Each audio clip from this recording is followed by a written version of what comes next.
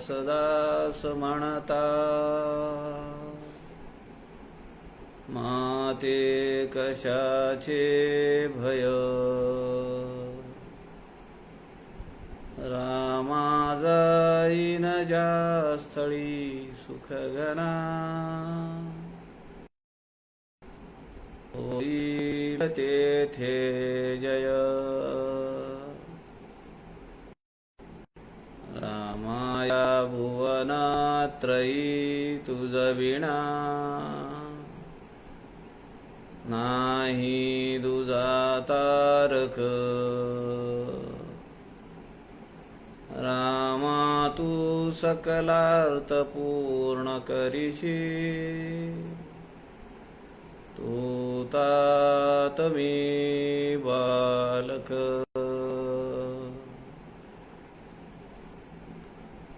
शुका सारिखे पूर्ण वैराग्य ज्याचे वसिष्ठा परी ज्ञान योगेश्वराचे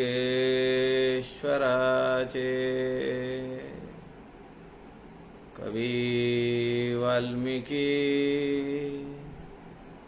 सारिखा मान्य ऐसा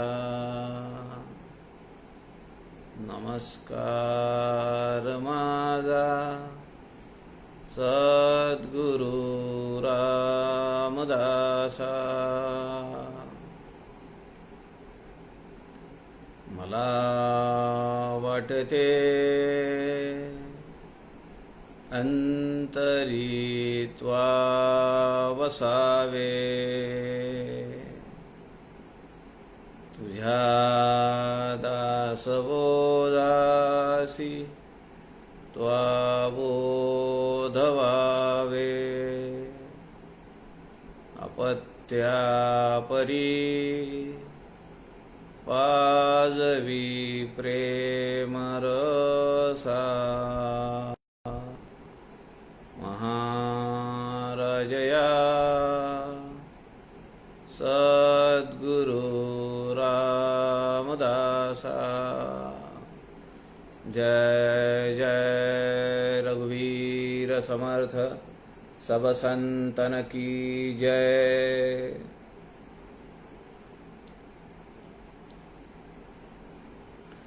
सज्जन हो नमस्कार। सद्गुरु रामदास स्वामीच्या वाङ्मयाचं चिंतन व्हावं, अभ्यासार्थींना त्या वाङ्मयाचे अनेक दृष्टिकोन दिसावेत म्हणून आदरणीय प्रवीणजी शास्त्री दिवाकर यांनी संत समागम फेसबुक लाईव्ह पेज हे व्यासपीठ आपल्याला उपलब्ध करून दिलेलं आहे। आपण मागच्या 1 वर्षापेक्षा जास्त कालावधीपासून समर्थ रामदास स्वामींच्या वाङ्मयाचं चिंतन करतो आहोत। सध्या आपण रामदास स्वामींच्या लघुकाव्यांचा विचार करतो। समर्थ रामदासांनी 11 लघुकाव्य लिहिली, त्यातल्या 21 समासी अर्थात जुना दासबोध याचा विचार आपण सध्या करतो आहोत। काल आपण या 21 समासी दासबोधातील 6व्या समासातील 40व्या ओवीपर्यंत आलो होतो। यामध्ये समर्थांनी सांगितलं किंवा कुठली वेळ कशी येईल माहिती नाही, कोण समोय येईल कैसा याचा न कळे की भरवसा, जैसे पक्षी दाही दिशा उडवून जाते तैसे वैभव हे सकळ, कोण जाणे कैसी वेळ, पुत्र कळत्रादी सकळ बिघडवून जाती। ज्यांच्यासाठी आयुष्यभर खस्ता खाल्ल्या, ज्यांच्यासाठी सगळं जमा करून ठेवलं, तीच आपली मुलं त्या संपत्तीसाठी, फ्लॅटसाठी, प्लॉटसाठी, जमिनीसाठी एकमेकांच्या उरावर बसतील, एकमेकांचे वैरी होतील, कोर्ट कचेऱ्या होतील, सगळं बिघडून जाईल आणि हातात काय येईल? काहीही राहणार नाही. केवळ उद्वेग, चिंता आणि विषाद. कशासाठी मी करून माझं आयुष्य सगळं व्यर्थ घालवलं, त्याबद्दल मनामध्ये मोठा विषाद निर्माण होईल. पुढे समर्थ काय म्हणतात? 41व्या ओळीपासून त्याचा विचार आपण आज करूया. श्रीराम समर्थ श्रीराम. पाहिली घडी नव्हे आपुली, वयसा तरी निघून गेली. देह पडताच ठेविली, आहे नीच योनी. श्रीराम. स्वान शुक्रादिक नीच याती, भोगणे घडे विपत्ती. तेथे काही उत्तम गती, पाविजेत नाही. श्रीराम. माघा गर्भवासी अटाटी, भोगिता झाला सिरे हिमपुटी. तेथुनिया थोरा कष्टी, सुटला सिदैवे. श्रीराम. दुःख भोगिले आपुल्या जीवे, तेथे कैची होती सर्वे. तैसेची पुढे एकले जावे, लागेल बापा. श्रीराम. कैची माता कैचा पिता, कैची बहीण कैचा भ्राता. कैची सुहृदे कैची वनिता, पुत्र कळत्राधिक. श्रीराम. समर्थ रामदासांनी तोच विषय पुढे घेतलेला आहे आणि ते माणसाला जाग करण्याचा प्रयत्न करतायत की तू ज्याच्यासाठी आटापिटा करतो आहेस, तुझं सगळं आयुष्य पणाला लावतो आहेस, त्यातून तुला काहीही सापडणार नाही.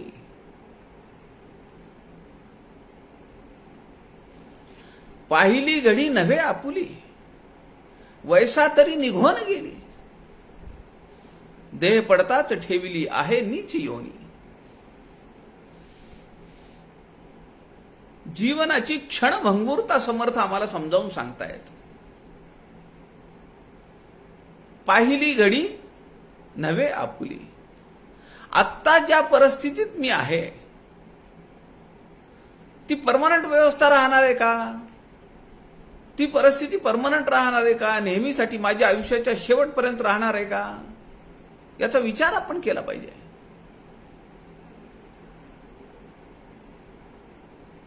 एका संतांनी सांगितलं होतं, घरामध्ये एक मोठा बोर्ड लिहून ठेवा. त्या बोर्डावर लिहा, ही वेळ राहणार नाही.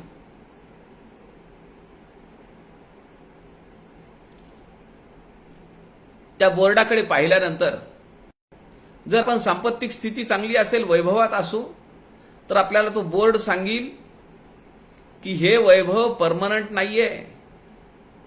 कदाचित दारिद्र्य लगेच तुझ्या तोंडावर तुला फेस करावं लागेल.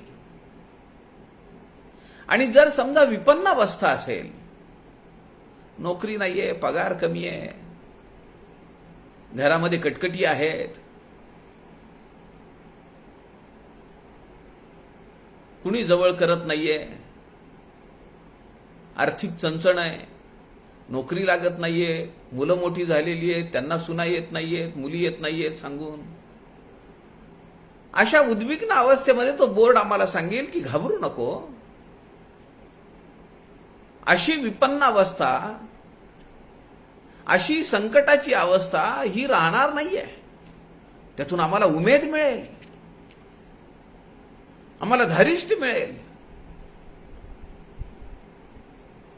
आणि संपन्नता असल्यानंतर आमचा माज वाढणार नाही. तो बोर्ड पाहून तो बोर्ड आम्हाला सांगतोय की ही स्थिती नेहमीसाठी राहणार नाही. समर्थ या ठिकाणी म्हणतायत की पाहिली घडी नव्हे आपुली. आजची परिस्थिती अशी राहणार नाही. ही घडी, ही अवस्था, ही स्थिती नेहमीसाठी नाही. वयसा तरी निघून गेली. डोळ्यांना जे दिसणार वैभव आहे ते क्षणभंगूर आहे, परमनंट नाहीये. आज अनुकूल असलेली परिस्थिती उद्या आपल्या विरुद्ध जाईल. वयसा तरी निघून गेली. समर्थ दासबोधामध्ये म्हणतात, संपत्ती दुपारची सावली, वयसा तरी निघून गेली. फार माज आणायची गरज नाही. आमच्याकडे येऊ आहे, आमच्याकडे तेव्हा आहे, असं आहे तसं आहे. 2 मुलं आहेत, दोन्ही अमेरिकेत आहेत. माझी पेन्शन 60,000, बायकोची पेन्शन 60,000. काय करायचा एवढा पैसा? म्हणून आम्ही दरवर्षी टूर काढतो. या देशाला जा, त्या देशाला जा, पैसे खर्च करून येतो. हे सगळं बोकाळलं होतं म्हणून हा कोरोना आलाय. उठ का सूट निघाले बोंबलत, उठ का सूट निघाले बोंबलत. उन्हाळा असू दे, आपल्याकडे उन्हाळा असेल की दुसरीकडे हिवाळा असतो. मग ती जाहिरात येते, उन्हापासून मुक्तता, चला इकडे. इकडे पावसाळा आहे, मग कशाला भिजता, चला तिकडे. अरे ही परमेश्वरांनी सगळी निसर्गाची रचना लावून कशाला ठेवली आहे? आम्ही मातीत खेळलो पाहिजे, पाण्यात भिजलो पाहिजे, उन्हाने आमचा देह त्रस्त झाला पाहिजे.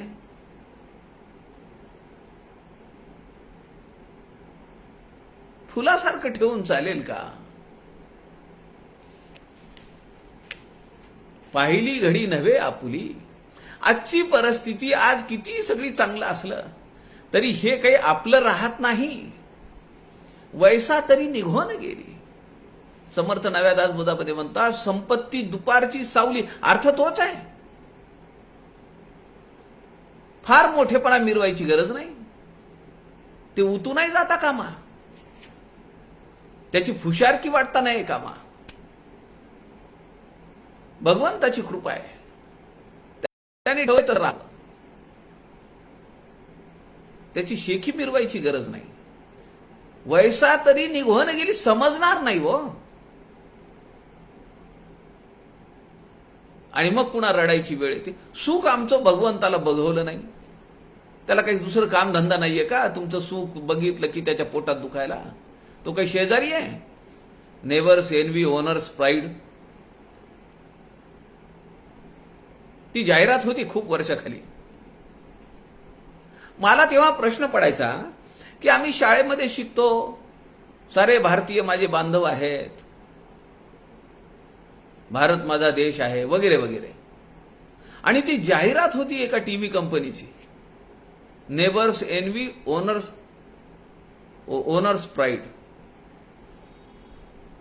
म्हणजे मी जर तो टीव्ही आणला तर शेजाऱ्याला वाईट वाटतं, म्हणे त्याच्या मनात मत्सर निर्माण होतो. Neighbours envy.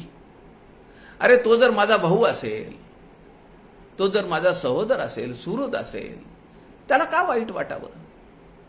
पण माल खपवण्यासाठी लोक काय काय करतील क्लुप्त्या माहिती नाही. तसं हे टूरचं आहे. मागच्या 10 वर्षात एवढ्या या टूर एजन्सी बोकाळल्या होत्या, सगळं चिडपचिप गुप गपगार पडलंय सगळं. जातो कुठे? घराच्या बाहेर निघू नको. गावात फिरायची मजाल नाही आता. गल्लीत नाही हो, गावात काय, बसा घरात. समर्थ म्हणतात, नीट वाग आता तरी भगवंताचं नाव घे. ही परिस्थिती नेहमीसाठी राहणार नाहीये. उद्या कटोरा हातात येण्याची शक्यता आहे बरं. असं जर तू वागत राहिलास, समर्थ म्हणतात, देह पडताच ठेविली आहे नीच योनी. आता जर नीट वागला नाहीस तर तू काय अमरपट्टा घेऊन नाही आला. पृथ्वीवर शेकडो वर्ष राहायला मृत्यू तर येणारच आहे. देह पडताच ठेवली आहे नीच योनी. विकास होणार नाही, ऊर्ध्वगतीला जाणार नाही, अधोगती ठरलेली आहे. मग कुठली योनी आहे? श्वान शुक्राधिक नीच याती, भोगणे घडे विपत्ती, तेथे काही उत्तम गती पाविजेत नाही श्रीराम. हाच मानवी देह आहे की जिथं पाठीचा कणा उभा आहे इथूनच ऊर्ध्वगती मिळू शकते. बाकीच्या प्राण्यांमध्ये पाठीचा कणा आडवा आहे, त्याला ऊर्ध्वगती नाहीये. प्राणी सुद्धा हुशार आहेत. कालची बातमी मी वाचली. म्हणजे ते स्वॅब टेस्ट जे आहे कोरोनाच्या, त्या जर केल्या तर 70% त्याचे रिझल्ट्स रिलायबल आहेत. म्हणजे 70% ते योग्य निदान देऊ शकतात, 30% नाही. खोटं सांगतं ते. आता ते व्हायरस त्या कॉन्सन्ट्रेशनमध्ये त्या प्रमाणात असले पाहिजेत तर ते दाखवतं रिएक्शन त्याची. 2 रेषा येतात. पण ते समजा आहे आजार, पण तो स्वॅब घेताना ते जर विषाणू तिथं नसतील तर टेस्ट निगेटिव्ह येईल. पण कालचा रिसर्च असा सांगतोय फ्रान्समधला. फ्रान्समध्ये संशोधन केलं आणि त्यांनी सांगितलं की जर कुत्र्यांना जर हा कोरोना झालेल्या माणसाचा वास दाखवला तर कुत्रा शोधून काढतो याला कोरोना झालाय का नाही. त्यांनी ट्रेंड केलंय कुत्र्यांना तसं. आणि याचे रिझल्ट 90% रिलायबल आहेत. म्हणजे बघा, स्वॅब टेस्टचा रिझल्ट किती आहे? 70% रिलायबिलिटी. आणि श्वानांनी जर वास घेऊन सांगितलं तर ती 90% रिलायबिलिटी आहे. आपल्याला माहिती असेल की श्वानांकडनं आपल्याकडे गुजरातमध्ये जेव्हा भूकंप झाला होता तेव्हा 100 श्वान आणले होते, 100 डॉग्स. त्यांनी त्या मोठमोठ्या जे मलबा पडलेला आहे, बिल्डिंग कोसळलेल्या आहे, तिथं जायचं, हुंगायचं. आणि त्यांना जर असं वाटलं की इथं माणूस जिवंत आहे पण तो गाडल्या गेलाय, ते तिथं सांगायचे, खुणा करायचे, भुंकायचे. आणि मग लगेचच ते मलबा हलवायचं काम चालू व्हायचं. अशी शेकडो माणसं वाचवली आहेत.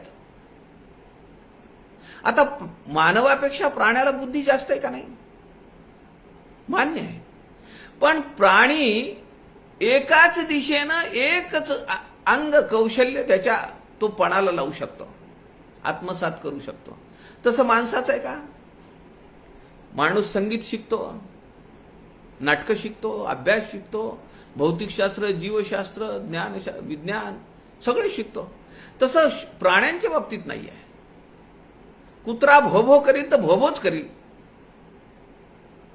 त्याने कधी आवाज बदललाय का? विकास केलाय का?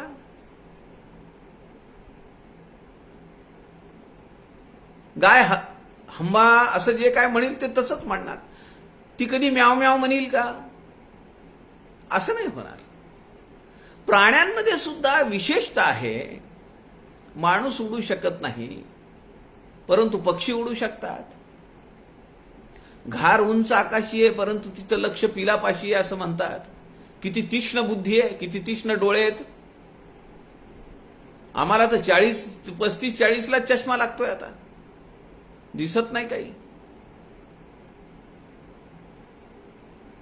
समर्थ या ठिकाणी म्हणतायत की जर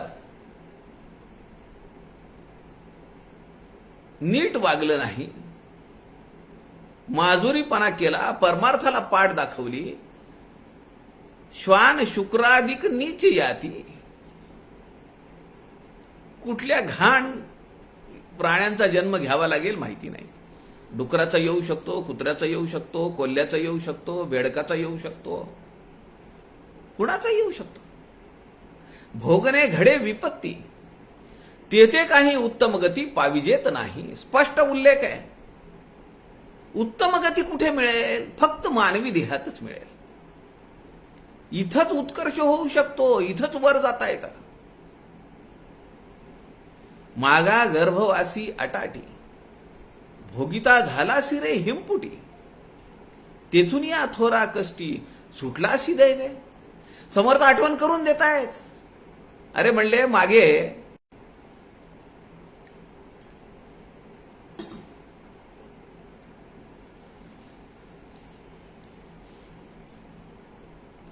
गर्भाशयामध्ये जेव्हा होतास, भोगिता झालासी रे हिमपुटी. किती कष्ट झाले तुला, मान हलवता येत नव्हती.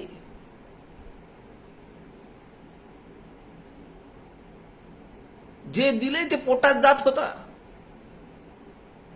मला हे नको, मला जास्त झालंय, मला अजून पाहिजे, काही सांगता येत नाही. तिथं शी, तिथं सू. किती दुःख आहे. 9 वर्ष 9 महिने त्या पिशवीमध्ये जखडलेल्या देहामध्ये राहणं किती दुःख आहे. 1 तास आता आपण बसून दाखवू का? आपल्याला जर सांगितलं गर्भाच्या पिशवीमध्ये जसा बसला होता तसा 1 तास बस, शक्य आहे का?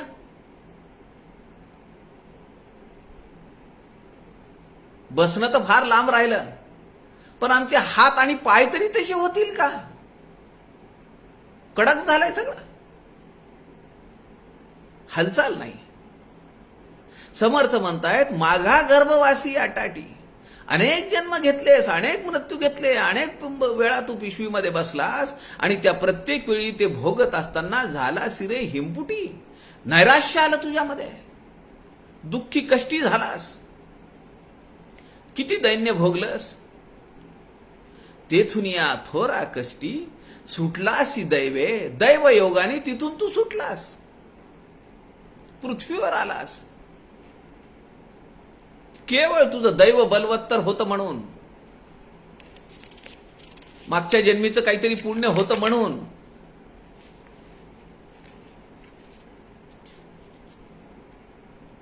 आणि तेव्हा तू भगवंताला कळवळून म्हणालास, मला इथून सोडव, या कारागृहातून मला बाहेर काढ, मी पुन्हा इथे येणार नाही देवा. तळमळून बोललास आणि बाहेर पडलं की सगळं विसरला, त्या भगवंताला विसरला. आणि अदृश्य विश्वामध्ये अडकून पडलास. तुझं बळ, तुझं सौंदर्य, तुझी शक्ती, तुझा पैसा, तुझं धन, त्याच्यामध्ये तू अडकून पडला.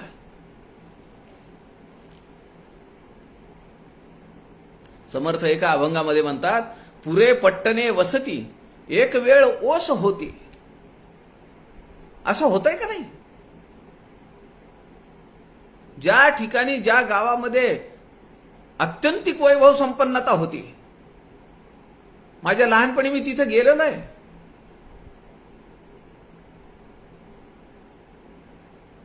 बेलकुंड, टाका, किल्लारी, काय सुबत्ता,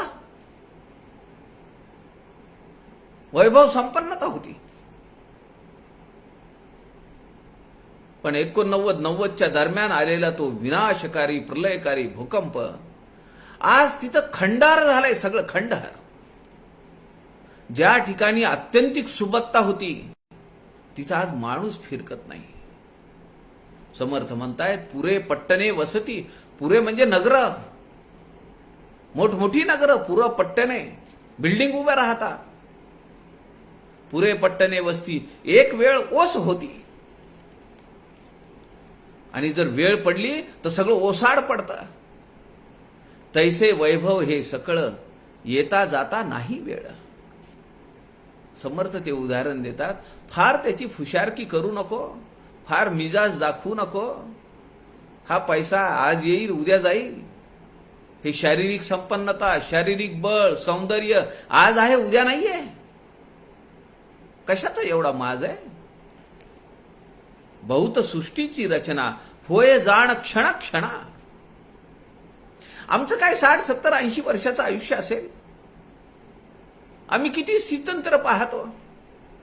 या पृथ्वीच्या बाहेर अशी अनेक ब्रह्मांड आहेत ज्यामध्ये कंटिन्युअस प्रोसेस ही चालू आहे. नवीन आकाशगंगा तयार होत आहेत, नवीन सृष्टी तयार होतीये, पुन्हा त्याचा ऱ्हास होतोय. बहुत सृष्टीची रचना होय जाय क्षणा क्षणा.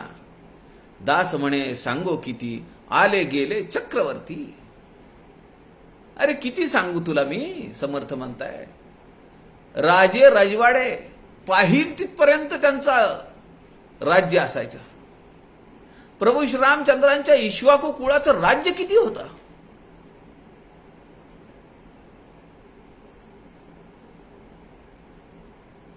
सम्राट चक्रवर्ती होते ते. काय राहिलं. अहो फार जुनं तर 1000 वर्षाखालचं सोडा, 100 वर्षाखालची अवस्था घ्या. जे संस्थानिक होते, सरदार होते, काय राहिलं. मी कॉलेजमध्ये शिकत असताना अशाच एका संस्थानिकाच्या घरामध्ये आम्ही भाड्याने राहत होतो. दर 2-3 वर्षांनी ते एक एक तुकडा विकून टाकायचे त्या भाडेकरूला. त्याचं घर विकून टाकायचे, त्याला पैसा यायचा. तो बाप आणि एकुलता एक मुलगा एकत्रच जाऊन मटका लावायचे. पोरगा बाप से बेटा सवाई. तो मटक्याचा आकडा लावला का येताना त्यांनी चिपटी घेऊन यायची. कशाला राहील पैसा. पाहता पाहता भिकेला लागले सगळे, दैन्यावस्थामध्ये गेले. काय खोटं सांगतायत समर्थ. दुःख भोगिले आपुल्या जीवे, तेथे कैची होती सवे, तैसेची पुढे एकले जावे लागेल बापा. समर्थ समजावून सांगतात, अरे बाळा, अरे बापा, दुःख भोगिले आपुल्या जीवे. हे सगळं दुःख जे आहे ते तुला भोगावं लागेल. तेथे कैची होती सर्वे, कुणीही येणार नाही. वाल्या कोळीची कथा आपल्याला माहिती आहे.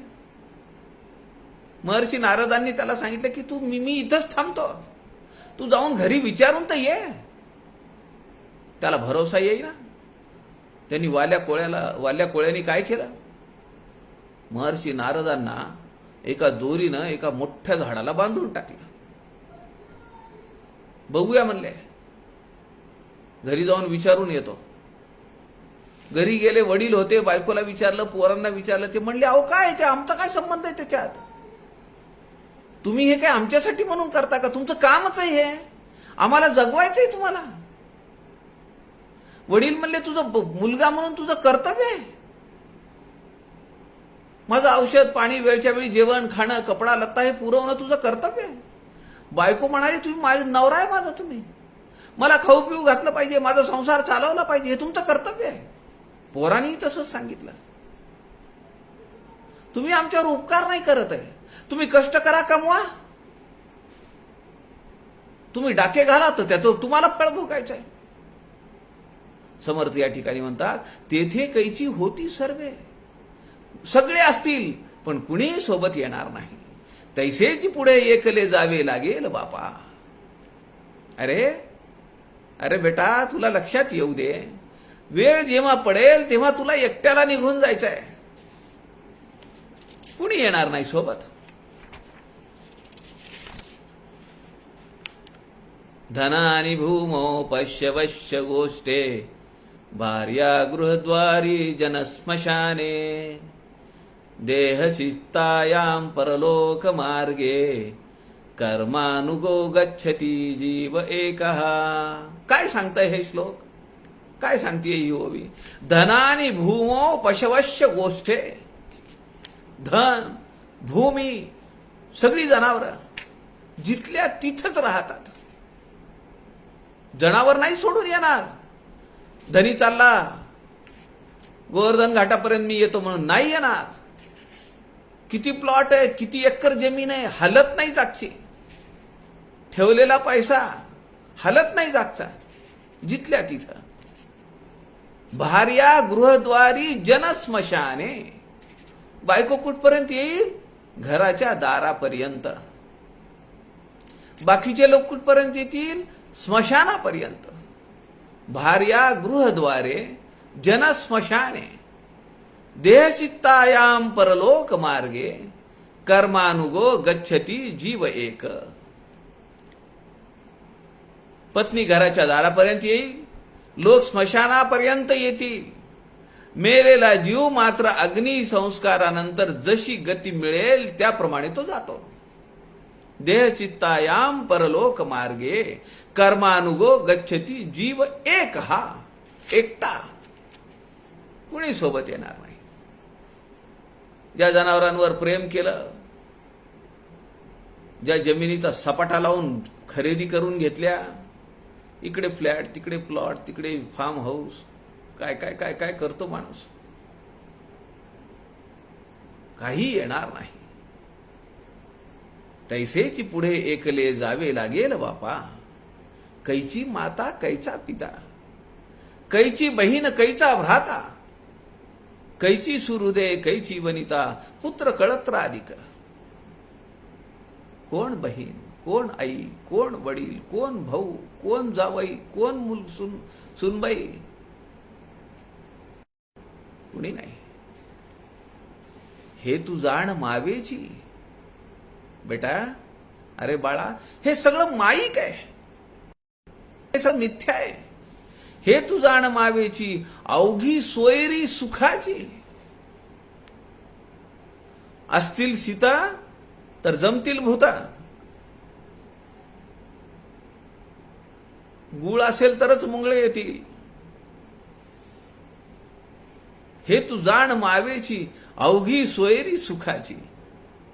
हे तुझ्या सुखदुःखाची सांगाती नव्हे ती. तुझ्या सुखामध्ये हे आहेत, ते दाखवतात आम्ही तुमच्या सुखात आहोत. का? तुमच्या सुखामध्ये त्यांना आनंद आहे म्हणून नव्हे. तुम्ही सुखी आहात, तुमच्याकडे 4 गोष्टी खायला मिळतील. नाश्त्याचा पदार्थ वेगळा, दुपारच्या जेवणामध्ये वेगळा, संध्याकाळचा पदार्थ वेगळा, म्हणून ते सोबत असतात. तुमचं सुख त्यांना पाहावत आहे म्हणून ते तुमच्या सोबत नाहीयेत. सज्जन हो, अत्यंत भयानक वास्तव आणि विदारकता समर्थ वर्णन करतायत. आपल्याला पटणार नाहीये, सहजासहजी पचणार नाही. जशी सगुण परीक्षा अ ब कड मध्ये समर्थ रामदासांनी आपल्या शरीराचं आत्यंतिक किळसवाण वर्णन केलेलं आहे. आपल्याला वाटेल टाकून द्यावा दासबोध. कशासाठी? काय लिहिलंय? एवढी घाण आहे का माझ्या शरीरात?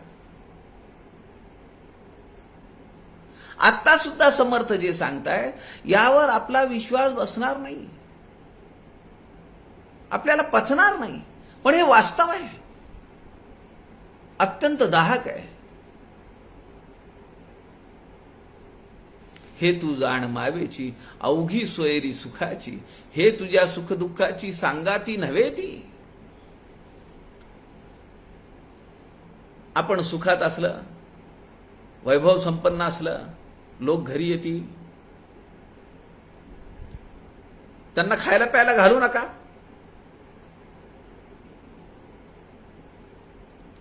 पदार्थ चांगले करू नका. रात्री उरलेले सकाळी फोडणी घाला. राहतात का बघा ते. समर्थ म्हणतात ही सगळी जी आहेत ही तुझ्या सुखदुःखाची सांगाती नव्हे ती. कैचा प्रपंच कैचे कुळ, कासया होतोसी व्याकुळ. धन कण लक्ष्मी सकळ, जाई जणे श्रीराम. कैचा प्रपंच कैचे कुळ. कशाचा अभिमान बाळगतो? माझी पोरं यऊ आहे, माझा जावई असा आहे, माझी मुलगी अशी आहे, माझी सून तशी आहे, माझी बायको अशी आहे. कशाचा अभिमान आहे? कैचा प्रपंच कैचे कुळ, कासया होतोसी व्याकुळ. का एवढा व्याकुळ होतो? धन कण लक्ष्मी सकळ जाई जणे. काही राहणार नाही. संपत्ती राहणार नाही, प्लॉट राहणार नाही, पैसे राहणार नाही, एफडी राहणार नाही, रेस्ट हाऊस राहणार नाही, काय काय कोणता फार्म हाऊस राहणार नाही. काही राहणार नाही, आपल्यासोबत राहणार नाही. कैचे घर कैचा संसार, कासया करीसी जोजार. जन्मवरी वाहोन भार, सेखी सांडून जाशी श्रीराम. आपण अंतर्मुख व्हायला पाहिजे. संध्याकाळी देवाच्या समोर देवघरामध्ये दिवा लावून 5 मिनिटं अंतर्मुख झालं पाहिजे आणि विचार केला पाहिजे की खरोखर आहे का हे. समर्थ म्हणतायत कैचे घर कैचा संसार, कासया करीसी जोजार. काय फुशारक्या मारतो, काय एवढी मिजाज दाखवतो,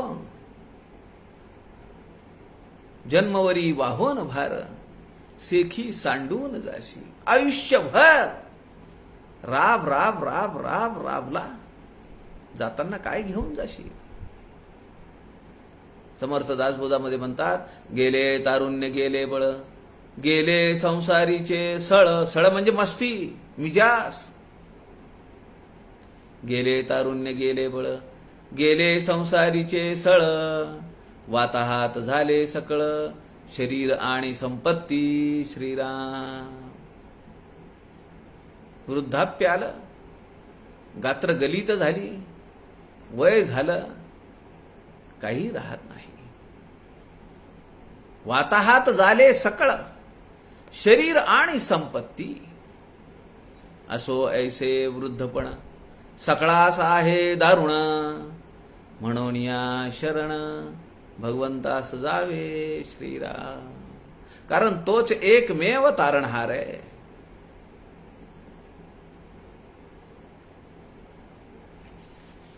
पुढे समर्थ म्हणतायत,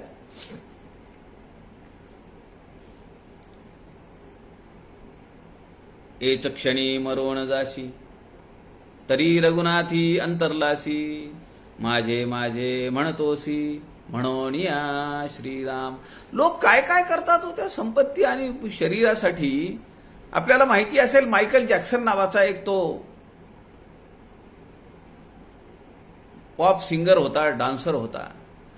त्याची अशी अपेक्षा होती की मला 100 वर्ष जगायचं आहे. आणि नुसतं जगायचं नाही, अशा पद्धतीनंच जगायचंय मला, एकदम ऍक्टिव्ह. त्यांनी आपल्या शरीरावर कितीतरी प्लास्टिक सर्जरी करून घेतल्या. शरीर तुकतुकीत दिसावं, चंचल दिसावं, सौंदर्य दिसावं. कितीतरी प्लास्टिक सर्जरी आपल्या शरीरावर करून घेतल्या. अहो, कायम त्याच्याकडे डॉक्टरांची टीम त्याच्यासोबत असे. डॉक्टरांची टीम, एक डॉक्टर नाही, 2 डॉक्टर नाही. पैसा अमाप होता, प्रसिद्धी होती. तो जो जेवण करायचा त्याचं 4 वेळा अगोदर टेस्टिंग व्हायचं. त्यात काही शरीराला बाधा पोचवणारं तर नाहीये. अन्न कुठून आलंय, ती फळं कुठून आली आहेत, भाज्या कुठून आल्या आहेत, ती सगळी टेस्टिंग व्हायची. काय झालं मायकल जॅक्सनचं? विचार केला पाहिजे. पैसा आहे, सत्ता आहे, संपत्ती आहे, अधिकार आहे, सगळं आहे. किती वर्ष जगला, कशा पद्धतीनं मेला, हे मोठं वाईट आहे. समर्थ मनाच्या श्लोकामध्ये म्हणतात, देहे रक्षणाकारणे यत्न केला, परिशेवटी काळ घेवो निगेला. किती प्रयत्न करणार, परिशेवटी काळ घेवो निगेला. करी रे मना भक्तिया राघवाची, पुढे अंतरी सोडी चिंता भवाची. सगळ्या चिंता सोडून दे, राघवाची भक्ती कर, रामाची भक्ती कर.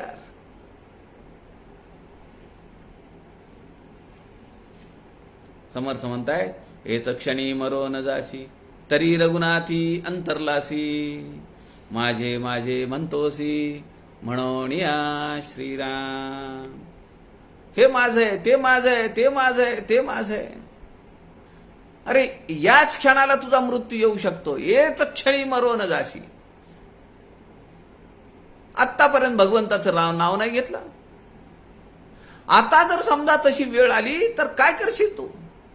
तरी रघुनाथी अंतरलासी. माझ्या रामाला तू अंतर दिलंस, रामापासून दूर गेलास, त्याला कधी जवळ केलंच नाहीस. माझे माझे म्हणतोसी, म्हणून या. अरे, कशासाठी तू सगळा हा जोजार आणतो? हे माझं आहे, ते माझं आहे, ते माझं आहे, कुणी विचारत नाही. म्हणून समर्थ दासबोधामध्ये म्हणतात, मरणाचे स्मरण असावे, हरिभक्तीस सादर व्हावे, मरो न कीर्तीस उर्वावे, येणे प्रकारे श्रीराम. जिवंत राहून कीर्ती मिळणार नाहीये, पण असं काही काम केलं पाहिजे, देह पडेल, पण लोक आपलं नाव घेतील. हे पास असं आहे सज्जनाओ की समर्थ रामदास स्वामींनी दासबोधामध्ये माणसाने मानवी जीवनामध्ये कसं जीवन जगावं हे तर सांगितलंच आहे. दासबोध हा जीवन जगण्याचं शास्त्र सांगणारा ग्रंथ आहे. जीवनामध्ये आचरणात आणण्याचा ग्रंथ आहे, केवळ पारायणाचा ग्रंथ नाही आहे.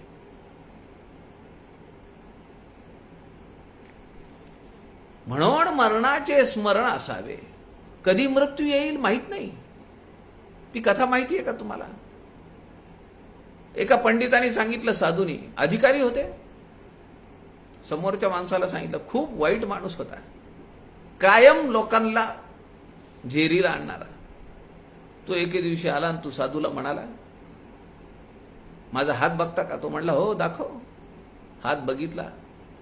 त्याला सांगितलं, इथून 10व्या दिवशी तू जाणार आहेस, संपलं तुझ्या आयुष्याचा खेळ. तो म्हणला, काय? ते म्हणे, तू माझ्यावर विश्वास ठेव, आणि माझ्यावर विश्वास बसायचा असेल, माझ्यावर विश्वास तुझा नसेल आणि त्याची खात्री करून घ्यायची असेल तर जा या घरात, त्या घरात, त्या घरात, त्या घरात, मी सांगितलेलं खरं झालंय का नाही विचार. त्याच्या पायाखालची जमीनच सरकली ना. या पृथ्वीच्या पाठीवर सगळ्यात मोठं भय कुठलं आहे? मृत्यूचं भय आहे. त्याच्या पायाखालची जमीन सरकली. त्यांनी जाऊन दोघा तिघांना विचारलं. ती म्हणले, अरे ते बोलला का? म्हणले, ते तर खरंच आहे, विश्वास ठेव म्हणले. त्या क्षणापासून त्याच्या अंतःकरणात फरक पडला. लोकांना त्रास द्यायचा बंद केला, परोपकारी झाला, लोकांच्या उपयोगी येऊ लागला, चांगलं बोलू लागला, गोड बोलू लागला. 10 दिवस झाले. 10 दिवसानंतर तो पुन्हा साधूकडे आला. तो म्हणला, महाराज, तुम्ही तर सांगितलं मला इथून 10 दिवस तू फक्त जगणार आहेस म्हणून. ते हात बघितला त्यांनी. ते म्हणाले, अरे तुला पुढे आयुष्य मिळालंय आता. तो म्हणला, कसं शक्य आहे? ते म्हणले, काय शक्य नाही? आद्य शंकराचार्यांना केवळ 16 वर्षाचं आयुष्य दिलेलं होतं भगवान महादेवांनी, केवळ 16 वर्षाचं. पुढे त्यांना अजून 16 वर्षाचं आयुष्य मिळालं. 32 वर्ष आद्य शंकराचार्य जगले, केवळ 32 वर्ष. 16 वर्षामध्येच एवढी विद्वत्ता, एवढा अभ्यास, एवढं लिखाण करून ठेवलं होतं. भगवंताला वाटलं की अजून 16 वर्ष आयुष्य दिलं पाहिजे तर त्याचा प्रचार प्रसार होईल. किती मोठं काम केलं. आज 2500 वर्ष झाली आहेत. आद्य शंकराचार्यांचं सगळं लिखाण, सगळी काव्य, सगळं त्यांची उपदेश, ते आत्मषटक अजरामर झालंय. म्हणून मरणाचे स्मरण असावे, हरिभक्तीस सादर व्हावे, मरोन कीर्ती सुरवावे. येणे प्रकारे मरण्याचा काही संबंध नाही हो. माणूस कसा जगला, मेल्यानंतरही त्याचं नाव राहणं, त्याची कीर्ती राहणं, हे खरं जगणं आहे.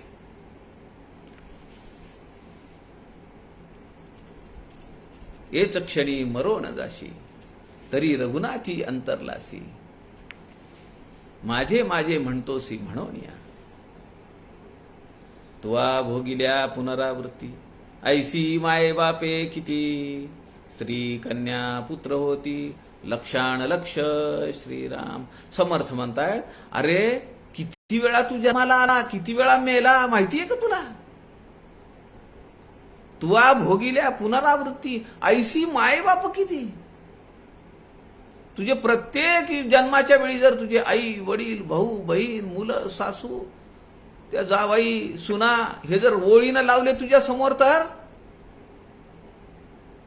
स्त्री कन्या पुत्र होती, लक्षाण लक्ष, लक्षावधी लोकांची रांग लागेल. एवढे नातेवाईक तुला झाले. कोण सोबत आहे? कुणीही सोबत नाही. आणि जे तुझ्या सोबत येईल ते केवळ एकटा तू आणि तुझी एकादशी. आज एकादशी आहे ना. आजची एकादशी केली तर 1000 एकादशी केल्याचं पुण्य मिळतं असं शास्त्र सांगतं. त्याच्यावर आपण नाही विश्वास ठेवू, अशा भाकड कथांवर नाही विश्वास ठेवू, अंधश्रद्धा नाही बाळगू आपण. परंतु एकादशी करणं किती महत्वाचं आहे. शास्त्र असं सांगतं की मनुष्य मेल्यानंतर त्याच्यासोबत काय येतं, त्यांनी केलेला जप आणि एकादशीच्या दिवशी केलेलं पुण्य कर्म, एवढंच येतं त्याच्यासोबत, काहीही येत नाही.